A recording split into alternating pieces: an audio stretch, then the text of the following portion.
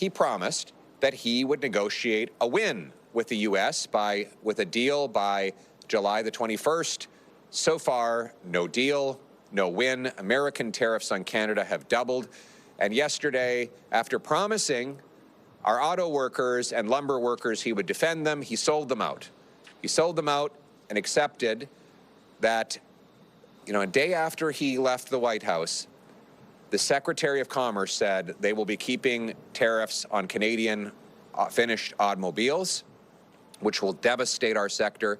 Already, we're losing thousands of jobs in Ingersoll, 800 jobs with Cami in Ingersoll, hundreds of jobs in Oshawa with GM, while that company invests $4 billion more in the United States.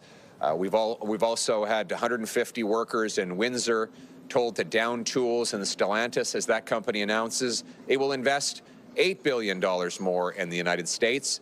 But Mark Carney has sold out our auto workers and gotten absolutely nothing in return. Then there's our lumber workers. Since Mark Carney got elected promising to end the American tariffs, those tariffs have doubled, with massive job losses across British Columbia, Northern Ontario, and rural Quebec expected as a result of this latest Carney failure.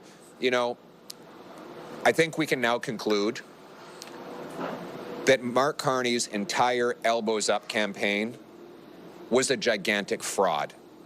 He didn't mean a word of it. His wife's firm was putting out memos in the middle of the campaign saying, don't worry about the Liberals promising to counter tariff and be tough on the U.S. They don't really mean it. They won't really do it. He was quietly removing the tariffs while going to campaign rallies promising to put them back on. He told the president in a phone call, I don't mean all that stuff I'm saying about you. So it means he's two-faced. And since the election has happened, he's done exactly the opposite of everything he promised. And I should be clear, this was not a promise. This was the promise he ran on in the election. It was the only thing that got him elected. He said, ignore 10 years of rising food prices, housing costs, out-of-control immigration and crime, because I'm the only guy who can negotiate with the Americans. And that turned out to be a gigantic fraud.